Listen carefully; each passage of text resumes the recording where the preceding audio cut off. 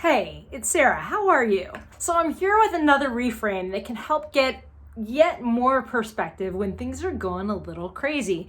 Sound familiar? When drama kicks in. Sound familiar? So you've heard me talk about upsets and expectations, about circles of reality, about what we're making it mean.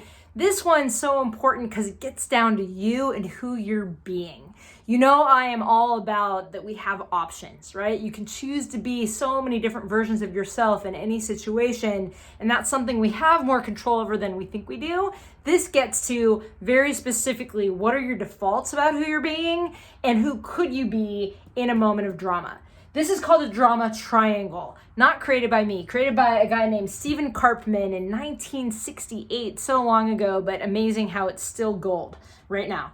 I use this in my coaching practice all the time. I use it for myself all the time as a quick reframe to be able to isolate really quickly and get from a place of drama to empowerment. Sound good? Like actual some power. You can do something productive, right? So when drama kicks in, we tend to fall into these roles. See which one rings true for you. You could tend to fall into, victim is being at effect, meaning something is happening and it is affecting me. I am on the receiving end of it and can't do anything about it. Tend to be very disempowering, lots of drama. I'm just victim, at effect, nothing I can do. Horrible, horrible place to feel, right? But we tend to go there. Now, you could also tend to be the rescuer. Are you the one that always swoops in to save the day, right? So if somebody's drowning in the middle of the lake, you are the one that's going to jump in and rescue them, right? You're going to rescue the team. You're going to rescue your family. You're going to rescue your friends in need. So there's a lot of drama that comes with that cape, right? And that role of rescuing and some dysfunction too. We're going to get to that. Or do you tend to be the persecutor?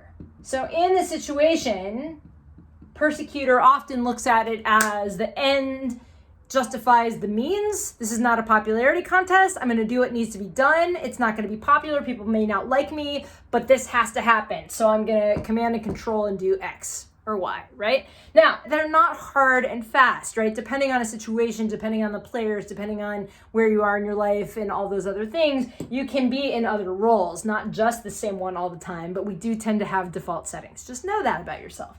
Every one of these is dysfunctional in its own right and actually feeds more drama. Sure, it's the persecutor.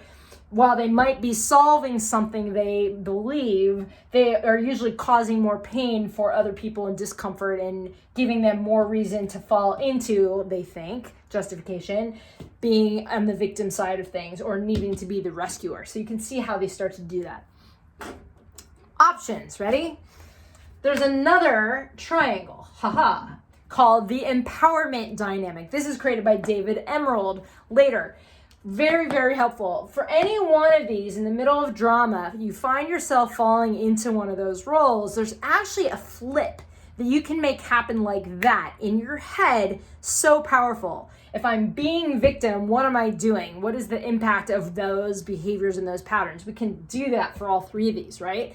But if I flip into something more empowering, then what can I do? Then what's available to me? Then what impact can I have, right? So let's just start right there. If you're at effect, being in victim mode, how can you flip out of it and get to creator? If I'm being the creator, what am I at cause about instead of being at effect? What can I create? What can I make happen? What can I cause now to move things rather than just being powerless as a victim? Incredibly empowering. And just going there in your head, I'm now going to be the creator, no longer the victim. If I were being the creator, what would I be doing right now? What would I be creating? What would I be stirring? What would I be causing? Who would I be reaching out to, right? What kinds of things would I be initiating right now, right? And what impact will that have? Right? Not that huge of a jump actually, but the mirror image. Now, if I'm being persecutor, how can I flip out of persecutor and actually get to challenger instead? Okay? Also pushing. Persecutor pushes, right? Challenger pushes too, but in a more productive way, more from a growth place, right, than a fixed place. More of a empowering place than in a repressive place, right? Persecutor is going to shoot every idea down for the creator to say, no, that's not going to work, that's not going to work, that's not going to work. Challenger might point those things out, but in a way that pushes it forward. Okay, what if we think about this?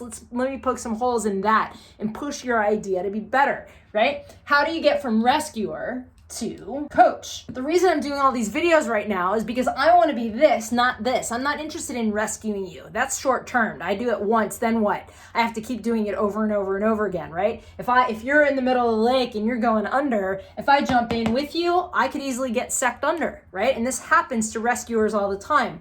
I'd rather be your coach to throw you that life ring and talk you through the steps. You can do this. You can do this. Here's the next step and the next step and the next step, right? And coach can do that to get somebody out of victim mode. Coach can do that to the creator to keep it moving. There you go. From drama to empowerment, you can. You have options. You can choose. You got this. Go.